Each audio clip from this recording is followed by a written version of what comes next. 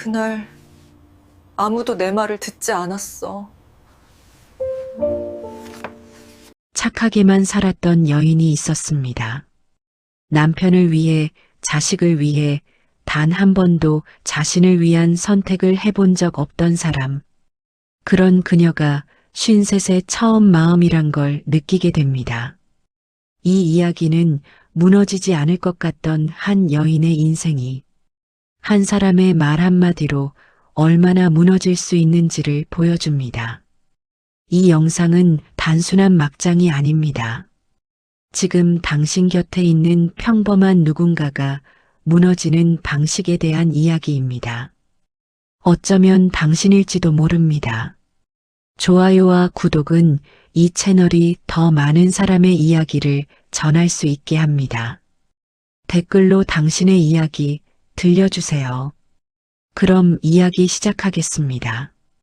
이른 새벽 주방의 냄비 속 된장국이 보글거릴 때면 마음이 이상해졌어요. 아무 일도 일어나지 않았고 그냥 평소와 똑같은 아침인데 그 속에서 자꾸만 이상한 울렁거림이 올라왔죠. 어쩌면 그건 처음부터 조용히 무너지고 있던 마음의 균열이었을지도 모릅니다. 그날도 평범했어요. 새벽 5시 반에 일어나 남편 아침밥 차리고 딸내미 아침 도시락 싸고 아들은 기숙사 간다고 새로 산 수건까지 챙겨 넣어주고 텔레비전에서 흘러나오는 아침 뉴스는 늘 그렇듯 정치 이야기, 부동산 이야기, 전혀 내 삶과 상관없는 이야기뿐이었죠. 그렇게 부엌을 정리하고 빨래를 돌리고 청소기를 돌리며 머릿속으로 오늘 저녁 반찬은 뭘 할까를 고민하다가도 문득 거울에 비친 제 얼굴을 보면 이상한 기분이 들곤 했습니다. 이게 정말 내 얼굴이었나 싶었어요. 살짝 굽은 어깨, 팔자주름 아래 내려앉은 피로한 그림자, 푸석한 머리카락. 그 얼굴 속에서 여자라는 단어는 사라진 지 오래였죠.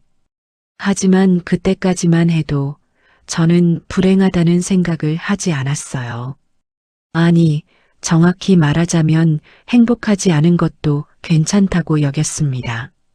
남편은 큰 탈 없이 회사 다녔고, 딸은 좋은 데 시집갔고, 아들은 대학 기숙사에 들어가 자기 몫을 챙기며 살았으니까요. 저는 그저 그런 게 인생인 줄 알았죠. 주말이면 봉사 다니고, 종교 모임 가고, 쌀 기부도 하고, 어쩌다 성금 내고, 누가 봐도 착하고 바르게 사는 사람이라 말했어요.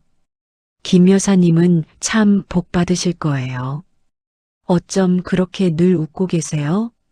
이런 말 들을 때면 부끄러우면서도 묘하게 인정받는 느낌이 들었죠. 하지만 아무도 몰랐어요.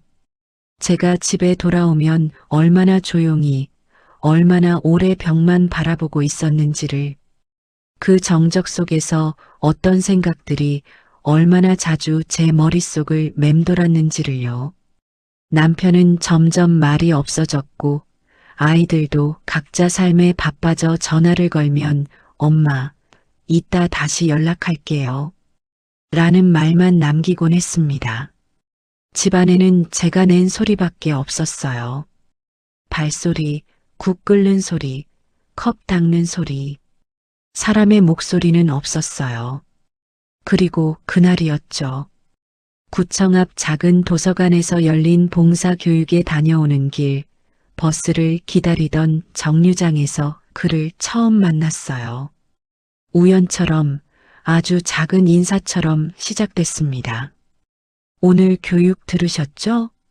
그분 강의 참 좋지 않았어요? 그의 목소리는 낮았고 눈빛은 부드러웠습니다. 오랜만에 들어본 질문이었어요. 누가 제 말에 관심을 가진 건 정말 오래된 일이었거든요. 그렇게 우리는 도서관 앞 벤치에서 짧은 대화를 나눴습니다.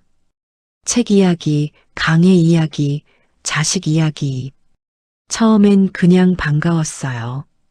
동년배처럼 보이는 사람이 내 얘기를 들어준다는 것 자체가 고마웠고 편했죠. 집에서는 듣는 사람 하나 없던 그 이야기들을 그는 고개를 끄덕이며 들어주었어요. 그날 저는 오래된 친구를 만난 것처럼 웃었습니다. 집에 돌아와 거울을 봤어요. 낯설게도 제 얼굴이 달라 보였어요. 눈꼬리에 생긴 미세한 주름마저 생기가 돌아 보였죠. 저는 그날 처음 기다려지는 무언가를 갖게 되었습니다. 그리고 그 순간부터 무언가 바뀌기 시작했어요. 무언가가 살며시 일어났습니다. 그랬어요. 결혼 초반엔 뭐든지 다 참을 수 있다고 생각했어요. 남편은 말이 없고 무뚝뚝했지만 그게 또 듬직함의 표현이려니 여겼습니다. 직장 생활이 고단할 테니 집에서는 편하게 쉬게 해주는 게 아내의 도리라고 믿었죠. 맞벌이도 했었어요. 아이들이 어릴 땐 남편 월급만으로는 빠듯했으니까요. 하루 종일 마트 계산원으로 서 있다가도 퇴근길에 장바구니 들고 집에 와선 반찬 10가지는 해놓았죠. 그때는 내가 아니면 안 되는 집이라는 자부심 같은 게 있었어요.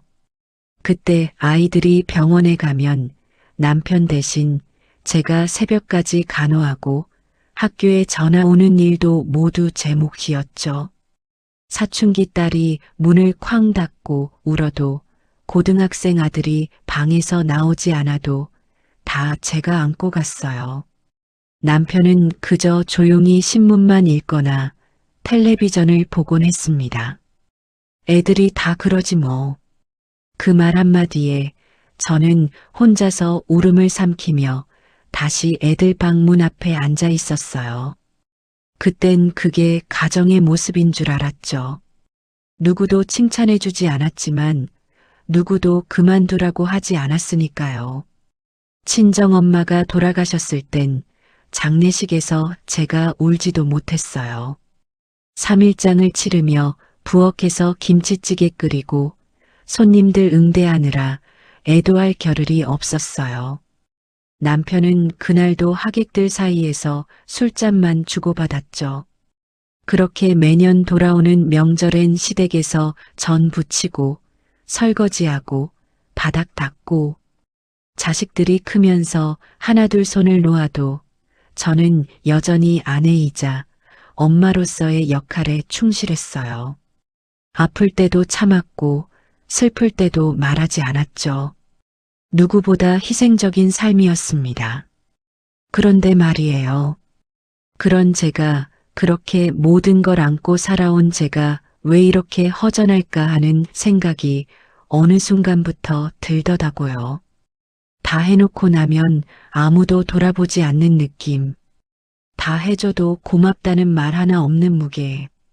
그러다 보니 그의 말 한마디에 웃음 한 번에 마음이 움직인 걸지도 몰라요. 그가 했던 말들 중 하나도 특별한 건 없었는데 말이에요. 오늘 하루도 고생 많으셨어요. 이야기 들을 수 있어서 참 좋았습니다. 그저 이 말들이 참 오래도록 듣고 싶었던 말이었더라고요. 그랬어요. 그날 저녁도 별다를 게 없었어요.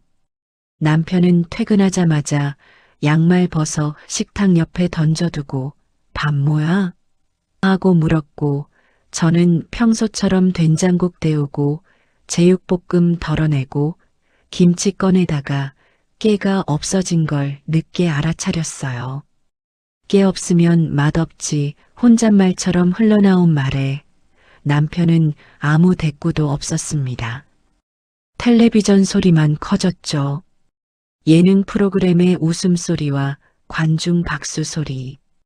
제 식탁은 그 소음 속에 파묻혔어요. 설거지를 하며 수도꼭지 밑으로 손을 넣었을 때 문득 눈물이 났어요. 아무런 이유도 없었어요. 물이 뜨거운 것도 아니었고 누가 상처 준 것도 아닌데 그냥 그날은 그랬어요. 조용히 흐르던 눈물이 그날부터 혼잣말을 불러오기 시작했죠. 오늘도 별일 없었지. 응, 아무 일도 없었지. 이 그릇 결혼할 때 산 거네. 이젠 깨질 때도 됐지. 아, 이 수세미 이제 다 닳았네. 혼잣말이 늘어났어요. 사람 없는 집인데 대화가 그리웠던 걸까요? 아니, 누가 들을 리 없다는 걸 알면서도 말을 해야만 숨이 쉬어지는 그런 순간들이었어요. 하루는 거울 앞에서 립스틱을 꺼내 발라봤어요. 오래전 생일 선물로 딸이 사준 거. 유통기한이 지났을지도 모를 립스틱을 조심스럽게 바르면서도 괜히 혼자 이거 괜찮네? 나쁘지 않지? 라고 웃었어요. 그 순간 거울 속 얼굴이 낯설었어요. 생기 없는 얼굴에 발그레한 입술. 기묘한 이질감이었죠. 마치 다른 사람 같았어요. 아니, 잊고 있던 나 같았달까요? 저녁엔 TV도 안 켜고 소파에 앉아 책을 읽기 시작했어요. 그가 추천했던 에세이였죠. 페이지를 넘기다 멈추는 순간마다 생각이 많아졌습니다. 이 책은 왜 이리 조용한 마음을 흔드는지 내 마음속 어딘가를 톡하고 건드리는 구절들이 많았어요. 책갈피에 끼워둔 작은 메모, 다음 주 수요일, 도서관 강의. 그가 언급했던 프로그램이었어요. 그날 갈까 말까 갈 이유도 없고 안 갈 이유도 없었던 그 모호함 속에서 저는 결국 가기로 했습니다. 그것도 혼잣말을 하며 결정했죠. 뭐, 강의 하나 듣는다고 세상이 바뀌진 않겠지만, 하지만 바뀌었습니다. 아주 작고 조용하게, 저도 모르게요. 그랬어요. 도서관 강의실 문을 열던 순간, 그가 먼저 와 있던 게 보였어요. 앞줄엔 이미 몇몇 자리가 채워져 있었고, 그는 맨 뒤 구석자리에 조용히 앉아 있더군요. 커피를 한 손에 들고 다른 손으로는 책장을 넘기고 있었어요. 그는 제가 들어오는 걸 알아차리자마자 부드러운 미소로 고개를 끄덕였어요. 무심한 듯 다정한 그 눈빛이 묘하게도 반갑게 느껴졌습니다. 자리에서 나란히 앉았고 강의가 시작되었지만 저는 자꾸만 옆 사람이 신경이 쓰였어요. 손등에 난 굳은 살, 메모하는 필기체, 종종 웃는 숨소리. 이상했어요. 아무것도 아닌데 모든 게 마음에 들어왔죠. 쉬는 시간 그가 먼저 말을 걸었습니다. 책 읽으셨군요. 어떠셨어요? 잔잔한데 마음을 흔들더라고요. 그렇죠? 이상하게 자꾸 돌아보게 되는 구절들이 있죠. 우리는 그렇게 대화를 이어갔어요. 책 이야기로 시작된 말들이 어느새 삶 이야기가 되고 자녀 이야기로 시간과 삶의 무게로 옮겨갔어요. 그는 이혼한 지 오래되었고 아들은 외국에 나가 산다고 했어요. 그래서 늘 혼자 시간을 보낸다고 했죠. 저는 제 얘기를 많이 하지 않았어요.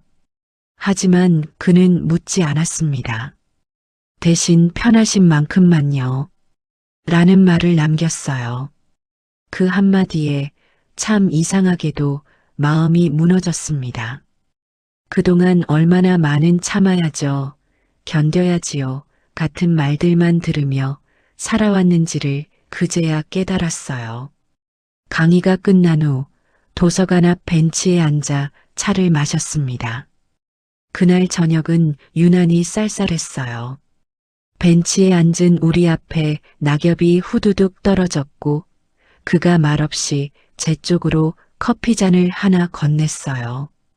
따뜻할 거예요. 종이컵 속 김이 피어오르며 제 손끝이 따뜻해졌어요. 하지만 마음은 그보다 더 따뜻해졌던 것 같습니다. 그날 집에 돌아와 현관문을 열며 저는 생전 처음으로 문 너머 누군가를 그리워한다는 감정을 느꼈어요. 남편이 잠든 거실을 지나 부엌에 들어가 조용히 물을 마셨고 그 컵을 내려놓을 때까지 머릿속엔 그의 말투와 눈빛만 맴돌았죠. 처음부터 사랑이라고 말할 수는 없었습니다. 하지만 분명히 무언가가 시작됐다는 건 알 수 있었어요. 그랬어요. 그날 이후로 그의 연락이 기다려지기 시작했어요. 이유는 참 단순했죠. 누군가가 제 안부를 궁금해한다는 것, 누군가가 제 하루를 듣고 싶어 한다는 것, 그게 아주 오랜만이었거든요. 다음 주 강의가 있는 날 도서관에 들어서자마자 그는 먼저 저를 발견하고 손을 살짝 흔들었어요. 그 작은 손짓 하나가 이상하게도 제 심장을 크게 흔들었죠. 오늘도 오셨네요. 네, 그쪽도요. 같이 앉을까요? 그는 자연스럽고 저는 흔들렸어요. 자리를 잡고 앉았는데 그의 옷에서 은은하게 나던 따뜻한 비누 향이 제 기억 속 어디에도 없는 향이라 순간적으로 낯설고 설렜습니다. 강의가 끝난 뒤 우리는 또 벤치에 앉았어요. 그는 조용히 말했습니다. 혼자 있어도 괜찮다고 생각했는데 요즘은 누군가 기다려지는 게 좋더라고요. 그 말이 제 심장을 콕 찔렀어요. 마치 제 마음을 그대로 옮겨놓은 것 같았거든요. 저도 모르게 웃음이 나왔고 그도 함께 웃었어요. 그 짧은 웃음 하나에 저는 50 넘어서야 처음 느끼는 일종의 설렘을 맛봤습니다. 그날 밤 집에 돌아오니 남편은 이미 잠들어 있었고 집안엔 누구의 온기도 없었어요. 식탁 위엔 제가 점심에 먹다 남긴 반찬들이 그대로 있었고 거실엔 불도 켜지지 않은 채 정막만 가득했죠. 저는 조용히 앉아 휴대폰을 꺼냈어요. 그에게서 새로운 메시지가 와 있었습니다. 집 도착하셨죠? 오늘도 즐거웠습니다.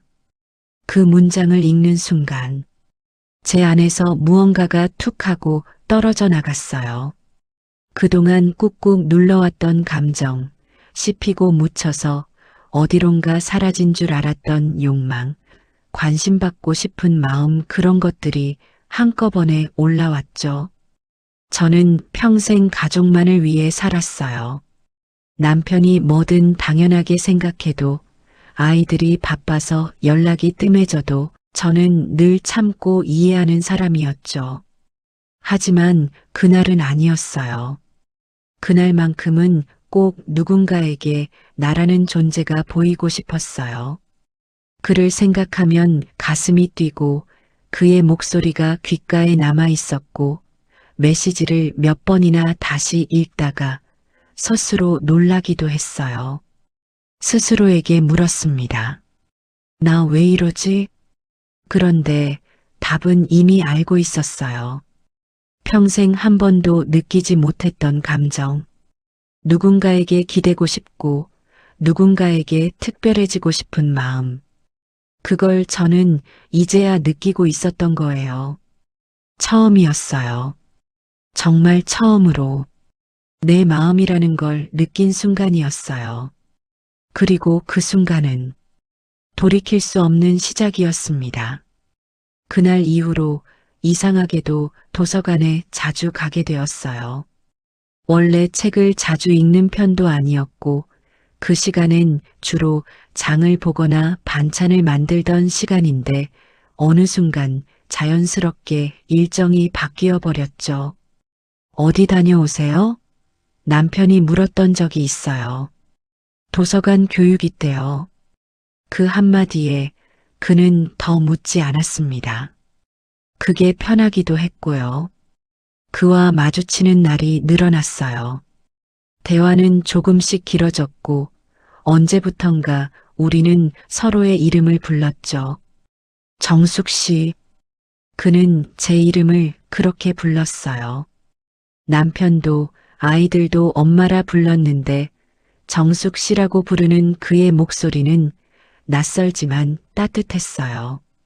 어느 날 그는 저를 근처 분식집으로 데려갔어요. 여기 떡볶이 맛있어요. 매울 수도 있어요. 우린 나란히 앉아 떡볶이를 나눠 먹었고 저는 오랜만에 소리를 내며 웃었어요. 정숙 씨, 웃을 때 눈가에 주름이 예뻐요. 그 말에 저는 말없이 물만 마셨지만 얼굴이 달아올랐죠. 그날 밤 침대에 누워도 잠이 오지 않았습니다. 방 안엔 남편의 코 고는 소리만이 가득했고 저는 조용히 휴대폰을 들여다보다가 카카오톡 프로필 사진을 바꿨어요. 오랜만에 머리 손질하고 찍은 셀카였죠. 그는 바로 반응했어요. 사진 정숙 씨, 참 예쁘세요. 그 짧은 메시지에 저는 너무나도 오래 잊고 있던 설렘을 느꼈습니다. 이상했어요. 아무런 터치도 없었고, 육체적인 접촉도 없었고, 우리는 손도 잡지 않았는데, 저는 그를 생각하면 심장이 뛰었어요. 하루 종일 그가 했던 말, 표정, 앉았던 자세, 심지어 손톱 길이까지도 떠올랐습니다. 그리고 마침내 저는 인정했어요. 나 지금 사랑하고 있구나. 정확히 언제부터였는지 모르겠어요. 그가 따뜻한 커피를 내밀었을 때였을까? 아니면 내 이름을 불렀을 때였을까? 분명한 건 저는 그를 기다리고 있었고, 보고 싶어 했고, 생각하고 있었어요. 그게 사랑이 아니라면 무엇이었을까요? 40도, 50도 넘어서 처음으로 느껴보는 감정. 내 마음이라는 게 아직 내 안에 살아 있었구나. 그걸 알게 되었을 뿐인데 세상이 다르게 보였어요. 문득 길가에 핀 국화꽃이 예뻐 보였고 커튼을 새로 바꾸고 싶다는 생각이 들었어요. 내 삶이, 내 공간이 조금씩 변하고 싶어졌어요. 그랬어요. 그를 만나기 시작한 뒤 집안의 시간이 느리게 흘러가기 시작했어요. 저녁밥을 짓는 손길도 전과 달랐고 남편의 발소리도 전만큼 반갑지 않았어요. 예전 같았으면 퇴근했어요? 하고 웃으며 맞이했을 텐데 요즘은 그저 뒤돌아서 국만 적곤 했죠. 어디 갔다 왔어? 남편의 물음에 구청강에 갔어요.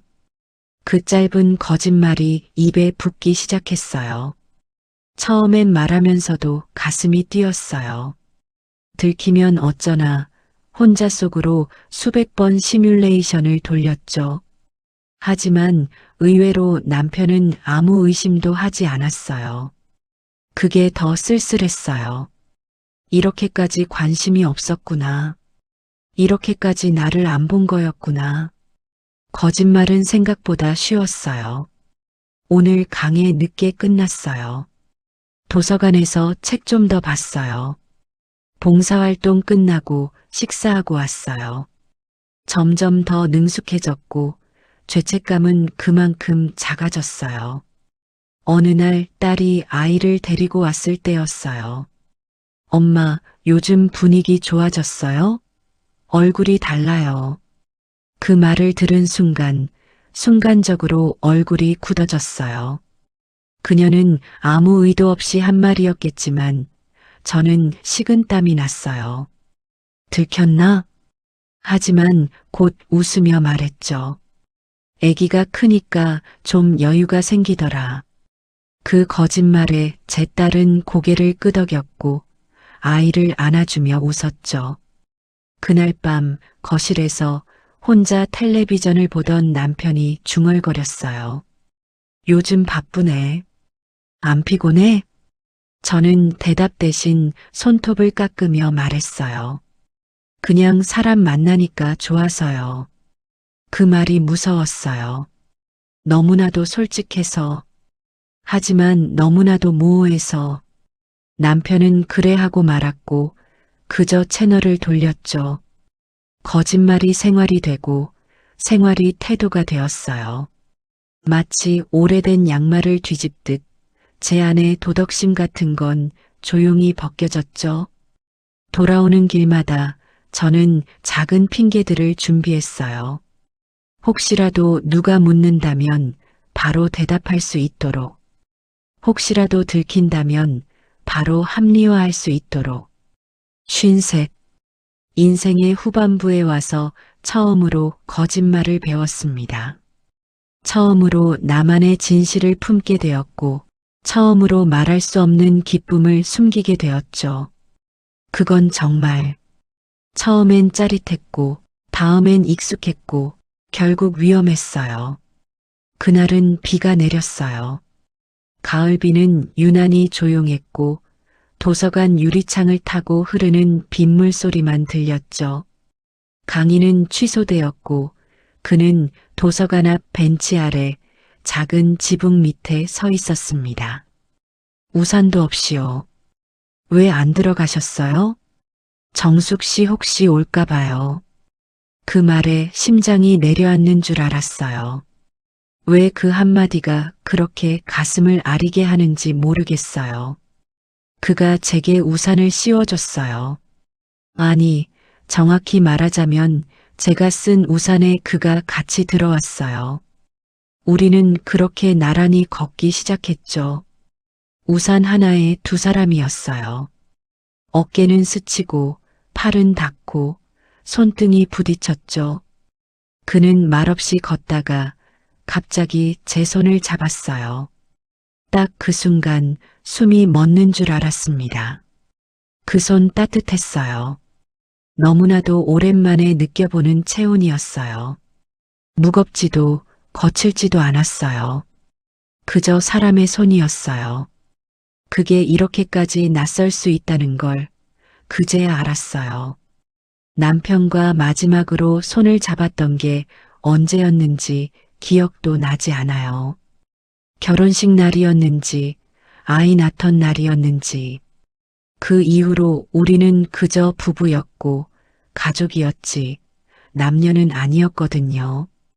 그날 그는 아무 말도 하지 않았어요. 그저 조용히 손을 잡고 걸었죠. 그 길은 분명히 짧았는데 왜 그렇게 길게 느껴졌을까요? 돌아가는 버스 안에서 제 손등엔 여전히 그 손의 감각이 남아 있었어요. 집 앞에 도착했을 때 우산을 접고 비를 맞으며 걸었어요. 비를 맞아도 상관없었어요. 마음이 이미 다 젖어 있었거든요. 현관 앞에 서서 한참을 문을 열지 못했어요. 문 너머에는 남편이 있었고 안쪽에는 정숙 씨가 있었어요.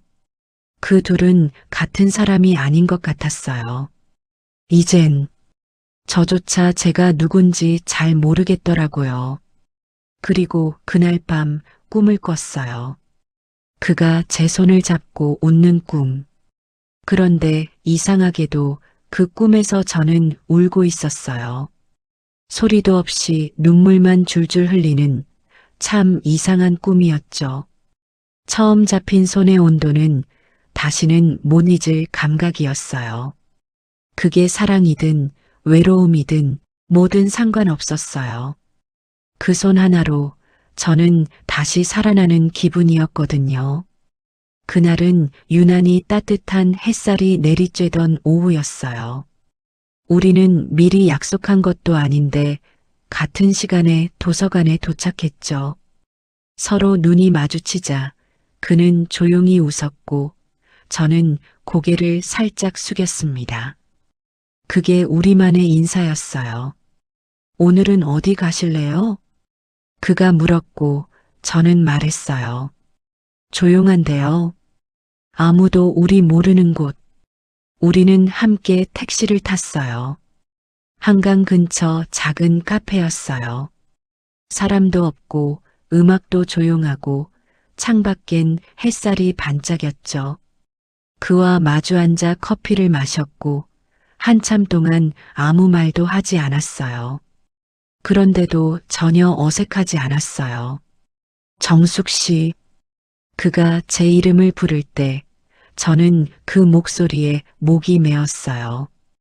우리 계속 이렇게 지낼 수 있을까요? 그 질문에 저는 대답하지 못했어요. 말을 하면 그 순간 뭔가가 무너질 것 같았거든요. 그는 제 손을 잡았고 저는 거부하지 않았어요. 그의 손등을 조심스럽게 어루만졌죠. 아무도 보지 않는 창가 자리에서 그의 손끝이 제 볼을 스쳤고 그 순간 숨이 막힐 만큼 떨렸어요. 그는 천천히 다가왔고 저는 눈을 감았습니다. 짧고 조용한 입맞춤. 그것은 너무나도 조심스럽고 너무나도 깊었어요. 그 순간 저는 알았어요. 이건 되돌릴 수 없는 선을 넘는 순간이라는 걸. 카페를 나와 한강을 걸을 때 햇살은 여전히 따뜻했고 우리의 그림자가 나란히 길게 늘어졌어요. 그는 제 어깨에 자켓을 걸쳐줬고 저는 그의 팔에 손을 얹었어요. 마치 연인처럼, 마치 아주 오래된 사이처럼. 그날 밤 집에 돌아와 거울을 봤어요. 입술이 붉었고 눈가가 환했어요. 하지만 마음 한켠은 울고 있었어요. 이제는 안다고 생각했어요. 사랑은 설레는 감정만이 아니라는 걸. 사랑은 때때로 죄와 함께 온다는 걸. 그리고 저는 그 죄를 기꺼이 받아들이고 있었어요.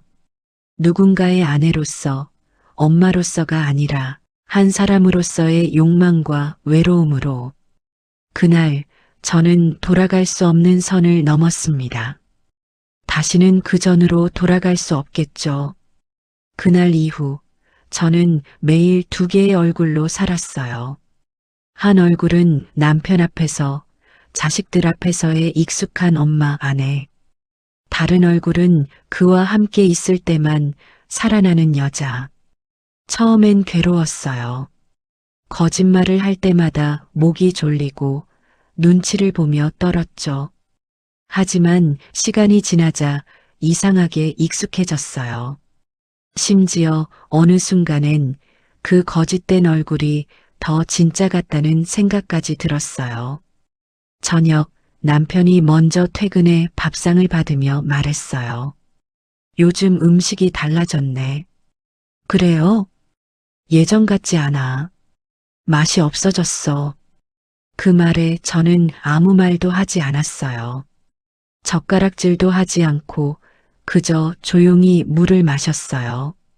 사실 그날 저녁도 저는 마음이 딴 데 있었어요.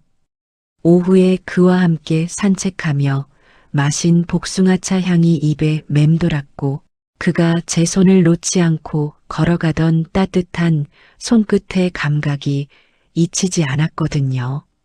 거실로 나가보니 남편은 반쯤 누운 채 TV를 보고 있었어요. 정수가 나 양말 좀. 순간 짜증이 밀려왔어요. 말없이 방에 들어가 양말을 들고 나왔지만 표정은 이미 무너져 있었어요. 왜 나는 늘 이 사람의 시중을 들어야 하지? 왜 나는 이름이 아닌 명령으로 불려야 하지? 그런 생각들이 쌓여갔어요. 딸에게 전화가 왔어요. 엄마, 요즘 어디 아파요? 아니, 왜? 목소리가 좀 이상해서. 저는 애써 웃으며 말했어요. 괜찮아. 그냥 조금 피곤해서 그래. 사실은 그날 너무 행복해서, 너무 죄책감이 커서 아무 말도 하고 싶지 않았던 거예요. 그의 메시지가 머릿속에서 떠나지 않았어요. 오늘 정숙 씨 옆에 있어서 참 좋았습니다. 당신 손 오래도록 잊지 못할 거예요. 그 따뜻한 말들과 불 꺼진 집안의 싸늘함이 너무 극명하게 대비됐어요. 식탁 위엔 아직 밥이 남아 있었고 전자레인지에 데운 반찬은 벌써 식어 있었어요. 남편은 잠이 들었고 저는 거실에 홀로 앉아 창밖을 봤어요. 거리에 가로등 불빛이 흐릿했고 그 불빛조차 제 마음과 닮아 있더군요. 그때 깨달았어요. 나는 지금 사랑을 하고 있구나. 그리고 동시에 이 가정은 식어가고 있구나. 그건 말 그대로 불 꺼진 집, 식은 밥, 그리고 식은 마음이었어요. 그날은 아무런 예고도 없이 찾아왔어요. 문득 모든 게 무너질 것 같은 기분이 드는 날.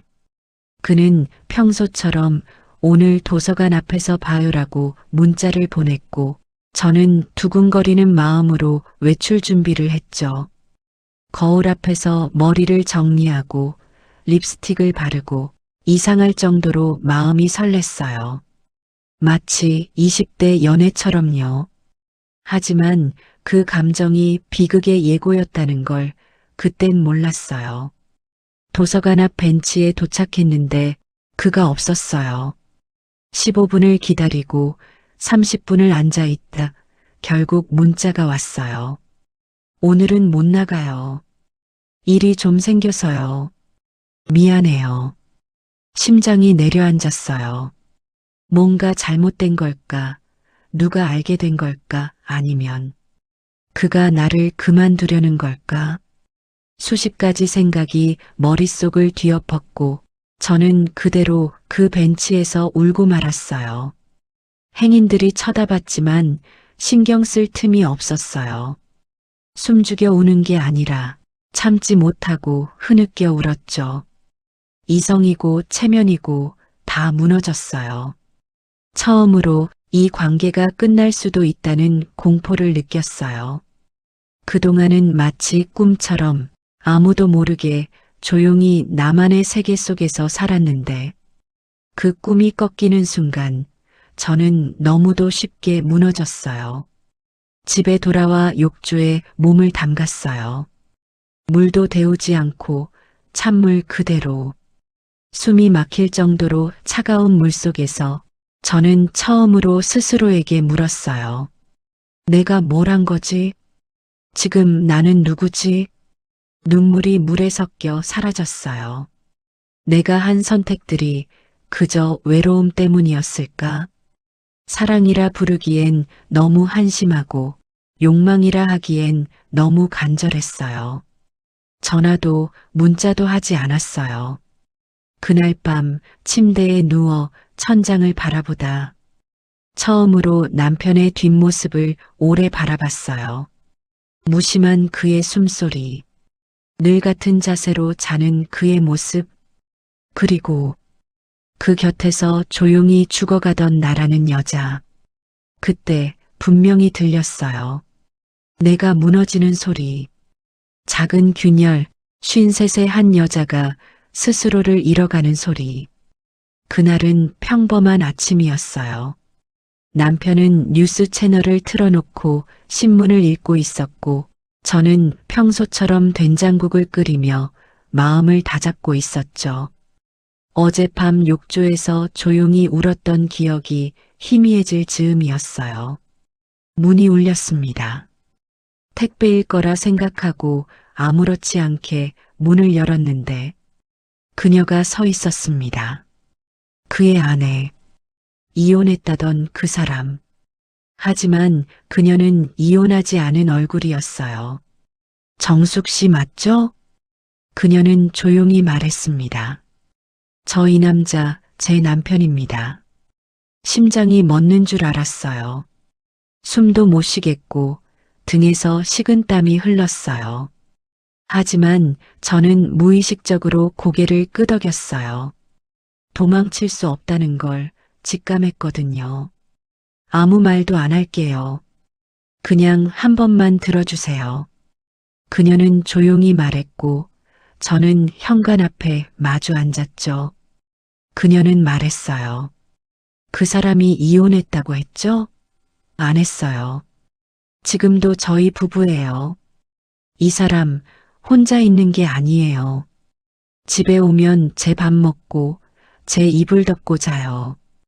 아들은 외국에 안 있어요. 바로 옆 동네에서 살아요. 순간 제 모든 생각이 무너졌습니다. 그가 했던 말들, 그가 보여준 슬픔, 외로움, 따뜻함 모두가 거짓이었나? 정숙 씨, 모든 선택은 당신 몫이에요. 하지만 알아야죠. 당신이 사랑한 그 사람, 당신만을 위한 사람이 아니었다는 거. 그녀는 그렇게 말하고 조용히 일어섰습니다. 문이 닫힌 뒤 저는 그대로 바닥에 주저앉았어요. 숨이 안 쉬어졌고 머릿속이 하얘졌어요. 휴대폰을 들었지만 그의 번호가 눌러지지 않았어요. 차마 묻지 못했어요. 혹시라도 진짜일까봐, 혹시라도 제가 그저 바람 피운 여자가 될까봐. 그날 밤 저는 뜬 눈으로 밤을 새웠습니다. 어둠 속에서 남편의 코 고는 소리가 들렸고 창밖엔 비가 내리고 있었어요. 그의 아내의 말이 머릿속에서 계속 맴돌았어요. 그 사람 당신만의 사람이 아니에요. 그 순간 나는 비로소 진짜 혼자라는 걸 깨달았어요. 사랑도 거짓도 모두 끝이 있다는 걸. 그날 이후 저는 이틀 동안 그에게 연락하지 않았어요. 아니, 연락을 못했어요. 그의 아내가 했던 말이 머릿속을 계속 긁어댔거든요. 그 사람 당신만의 사람이 아니에요.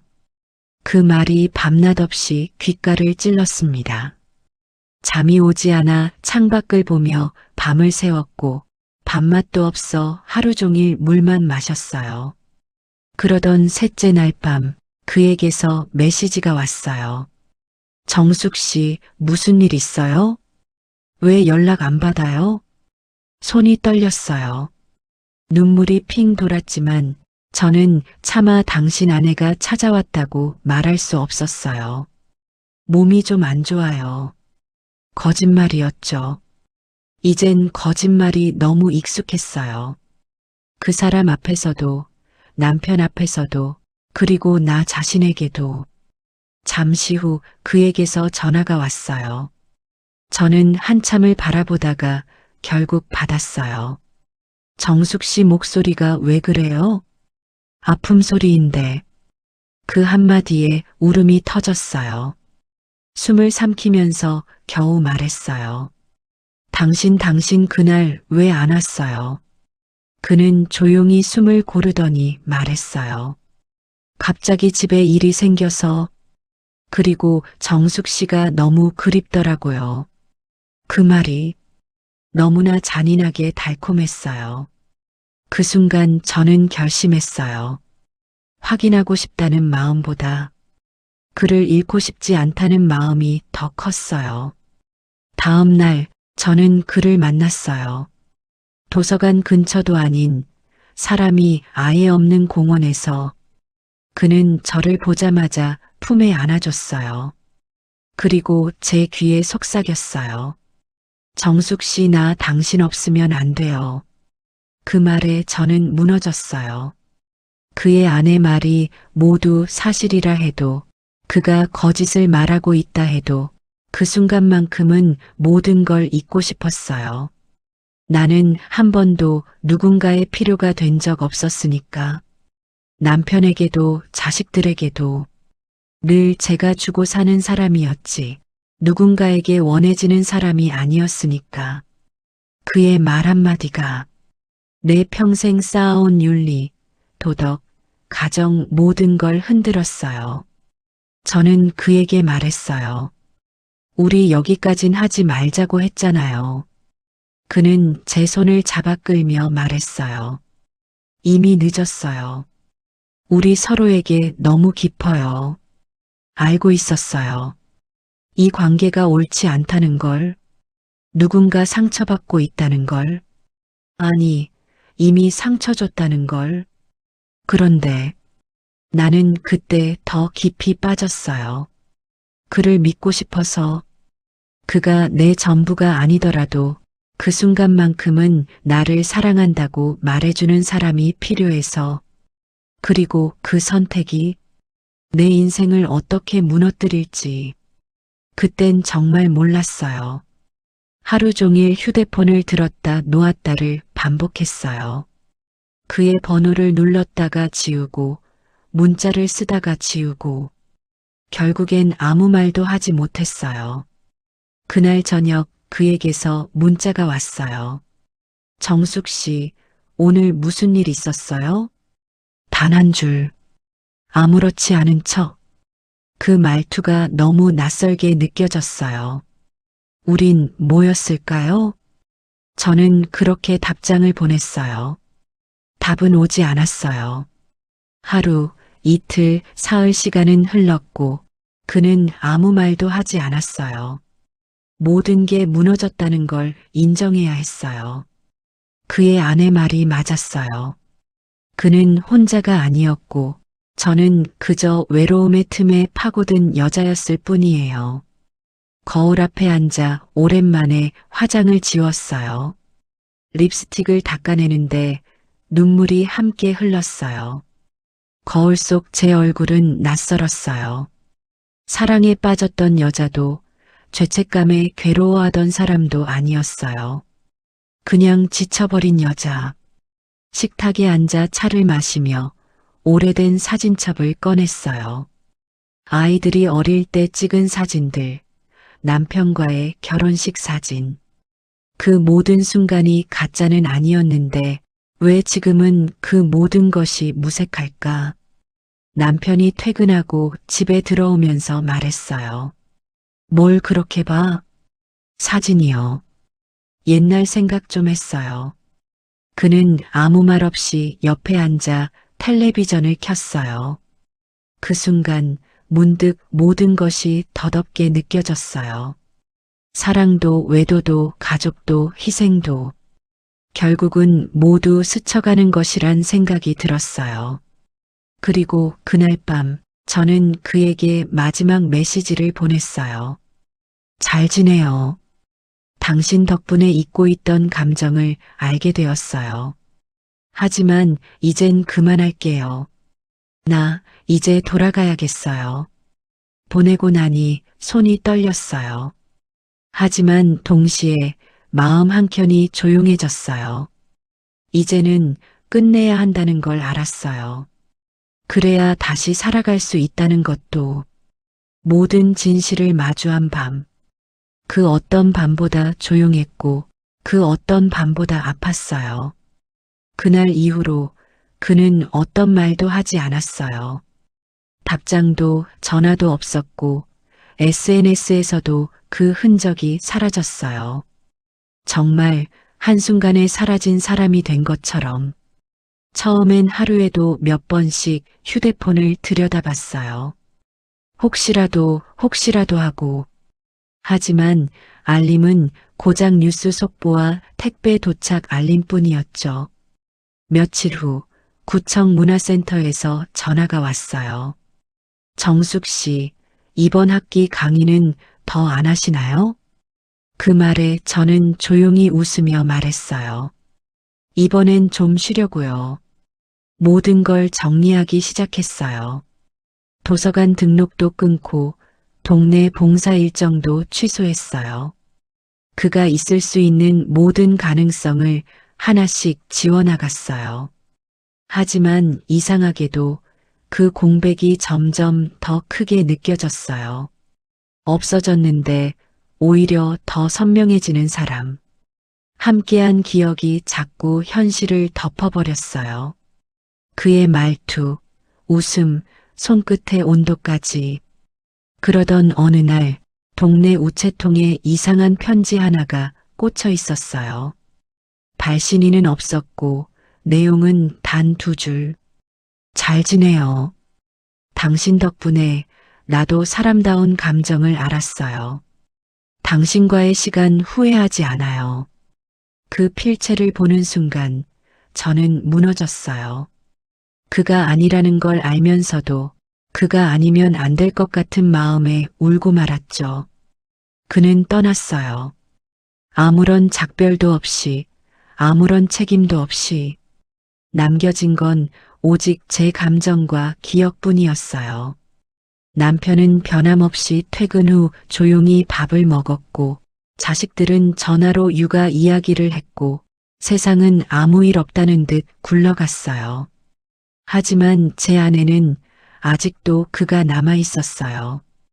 그와 나눴던 짧은 문자들, 대화들, 그리고 마지막 그 침묵. 침묵이 말보다 더 큰 메시지라는 걸 그제야 알게 됐어요. 사람은 때때로 아무 말 없이도 모든 걸 말할 수 있다는 걸요. 밤늦게였어요.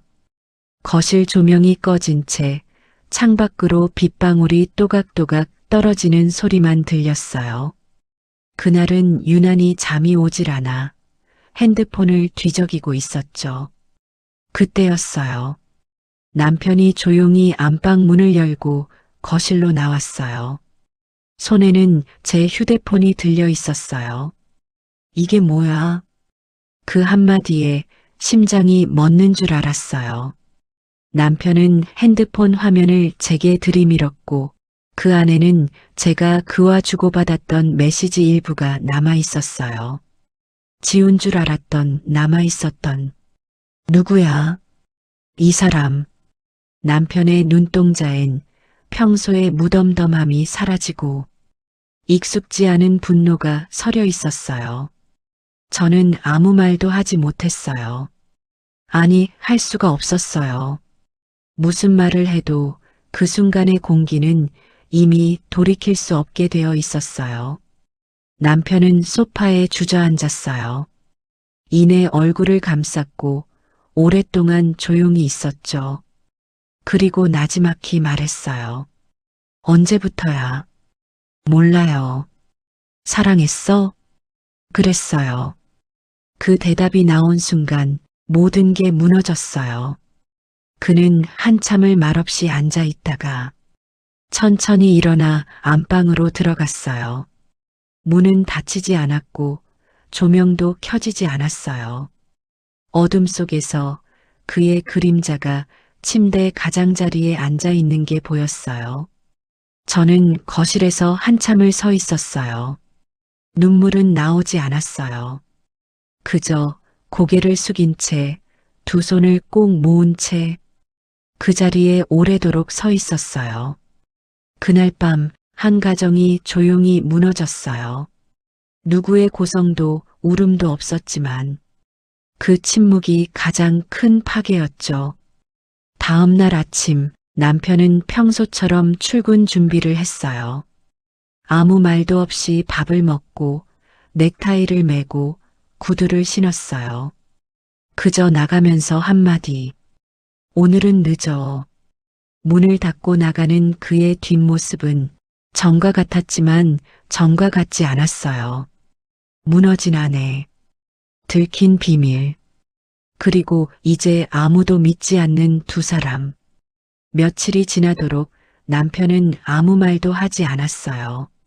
하지만 집안의 공기는 분명히 달라졌죠.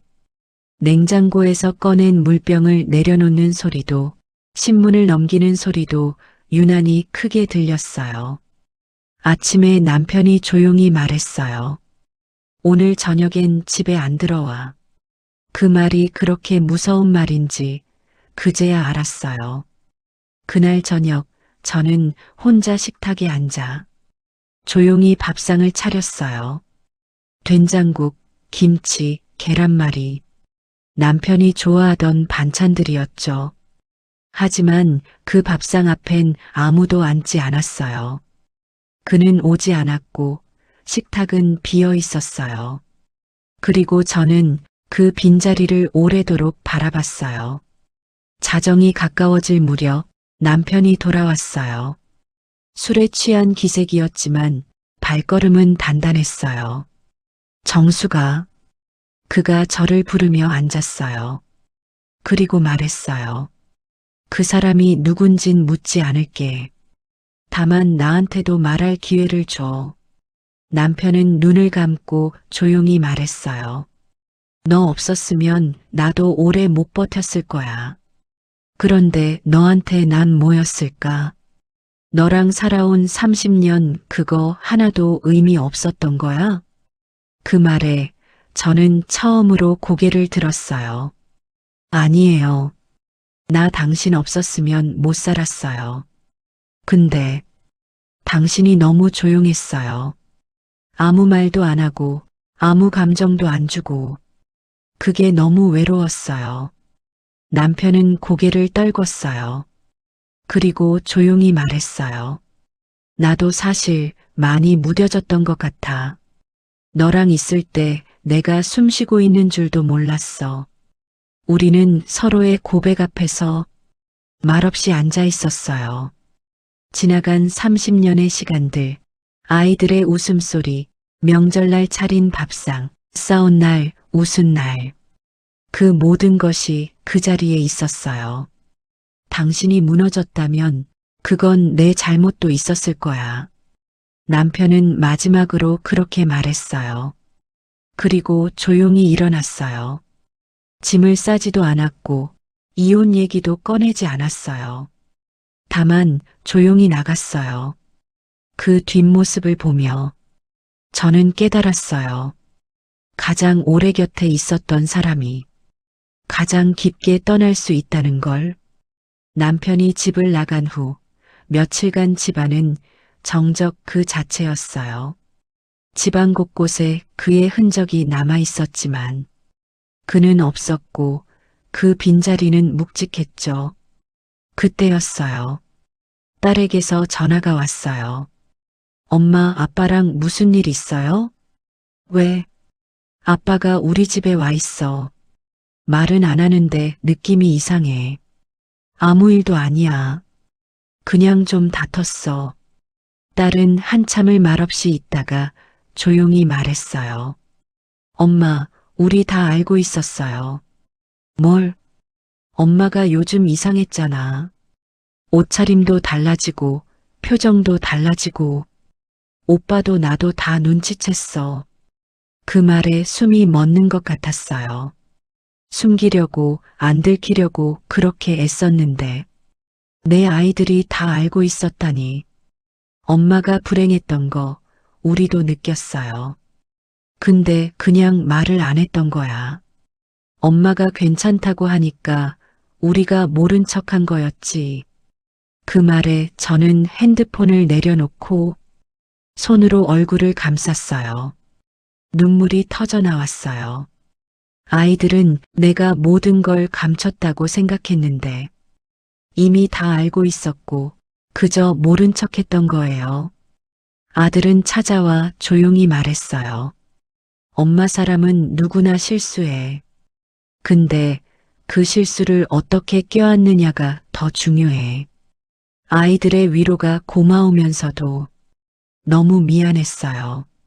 그동안 저는 이 아이들을 위해 산다고 생각했지만 정작 그 아이들은 제가 살아가는 법을 보고 있었던 거예요.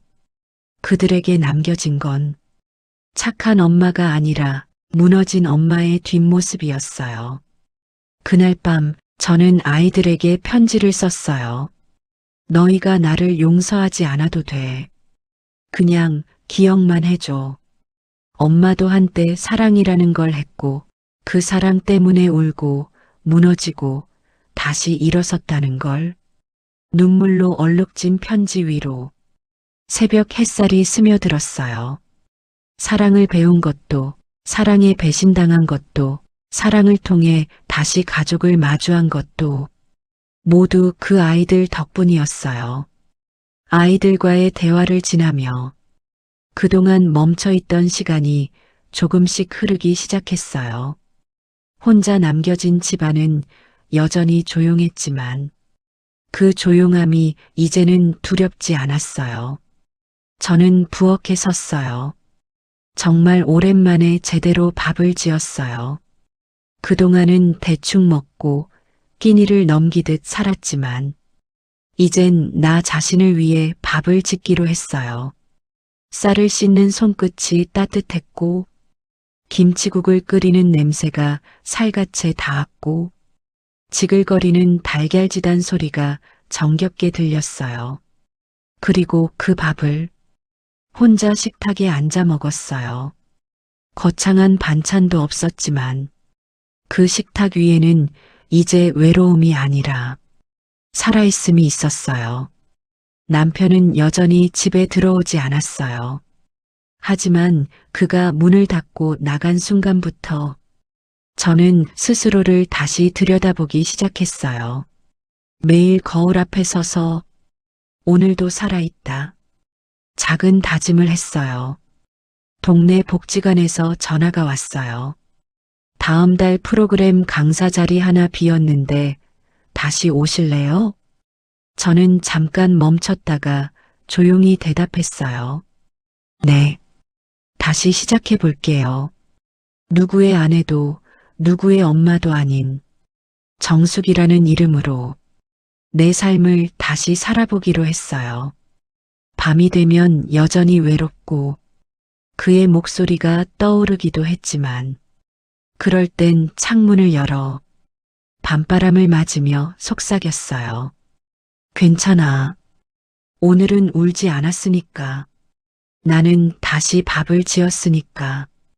밥을 짓는다는 건 삶을 다시 시작한다는 의미라는 걸 그제야 알았어요. 그래서 저는 다시 밥을 지어요. 초여름의 어느 날이었어요. 문 앞에 놓인 작은 우편함을 열었더니 익숙한 필체에 편지가 들어 있었어요. 발신인은 없었지만 그 글씨는 단번에 알 수 있었어요. 그 사람이었어요. 떨리는 손으로 편지를 열었어요. 안에는 조용한 문장 몇 줄. 정숙 씨, 우리는 틀렸어요. 하지만 그 틀림 속에서 나는 한 번도 느껴보지 못한 따뜻함을 배웠어요. 당신이었기에 가능했어요. 이기적이었고 미안했고 하지만 진심이었어요. 당신이 어디서든 괜찮길 바랍니다. 나는 이제 나의 자리로 돌아가요. 편지를 다 읽고 나서도 한참을 멍하니 앉아 있었어요. 그리고 문득 창문을 열었죠. 바람이 불었어요. 아주 가볍게 조용하게. 그 바람에 편지의 종이가 흔들렸고 마음 어딘가가 살짝 흔들렸지만 울지는 않았어요. 그저 한 시대가 끝났다는 걸 알았죠. 사랑했지만 지켜주지 못했고 사랑했지만 닿지 못했던 사람. 이제는 기억 속의 이름으로만 남을 사람. 그 편지를 조용히 접어 서랍 속 깊숙이 넣으며 속삭였어요. 나도 진심이었어요. 그리고 이제 나도 나의 자리로 돌아갈게요. 바람은 다시 불었고 나는 부엌으로 돌아가 물을 끓였어요. 그날 이후로 나는 더 이상 그를 떠올리지 않게 되었어요. 그 대신 내일 먹을 반찬을 고민했고 아이들과 웃으며 통화를 했고 하루에 한 번 거울 앞에서 웃는 연습을 했어요. 그 사람의 편지는 마지막 고백이자 우리 사이의 마지막 침묵이었어요. 그리고 그 침묵은 이제 나를 괴롭히지 않았어요. 여름은 그렇게 깊어졌고 나는 조금씩 일상을 회복했어요. 마을 도서관 앞 벤치에 앉아 책을 읽고 시장에 들러 오이를 고르고 동네 아이들에게 손 인사받으며 걷는 길. 모든 게 평범했고 그 평범함이 이제는 참 고마웠어요. 하루는 아이들이 함께 찾아왔어요. 손자도 함께였죠. 할머니, 저희랑 여행 가요. 그 말에 처음엔 웃기만 했지만 결국엔 가방을 쌌어요. 제주도 바다 앞에 서서 나는 오래도록 바다를 바라봤어요. 그 사람과 나눴던 시간들이 파도처럼 밀려왔다가 스르륵 사라졌어요. 그 사람의 목소리, 그 사람의 눈빛, 그 사람의 거짓말, 그리고 그 사람의 진심. 모두 지나간 바람이 되었고 나는 그 바람을 바라보며 조용히 웃었어요. 괜찮아. 이젠 정말 괜찮아. 스스로에게 그렇게 말했죠. 서울로 돌아와. 작은 텃밭에 상추를 심고 옆집 아주머니와 된장 나눠 먹고 봉사센터에서 다시 아이들을 가르치며 나는 나로 살아가기 시작했어요.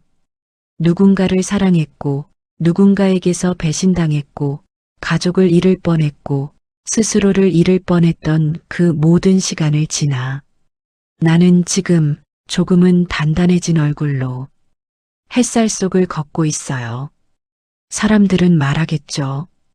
한번 무너진 사람은 다시 일어서기 어렵다고. 하지만 저는 압니다. 사랑은 끝났지만 인생은 끝나지 않았다는 걸. 기억은 흐르고 나는 살아갑니다. 오늘도 조용히 내 이름으로, 정숙이라는 이름으로 그랬어요. 누군가를 사랑했고, 누군가를 잃었고, 누군가를 끝내 보내지 못한 채 나는 오늘도 하루를 살아갑니다. 바보 같았고, 어리석었고, 무책임했고, 때론 너무 외로웠어요. 하지만 그 시간들 속에서 나는 나를 처음으로 보았고, 처음으로 느꼈고, 처음으로 내 이름을 불렀어요. 정숙. 누구의 엄마도 누구의 아내도 아닌 정숙이라는 이름으로. 이제야 알겠어요. 인생은 누군가의 기대에 맞춰 살아가는 것이 아니라 나의 상처를 껴안고 조금씩 나아가는 것이라는 걸. 오늘도 밥을 짓고 길을 걷고 거울을 보고 작은 행복에 미소를 짓습니다. 사랑은 끝났지만 내 삶은 아직 계속됩니다. 이 이야기를 들어주신 여러분 고맙습니다. 그리고 부디 당신의 이름으로도 살아가세요. 정숙처럼.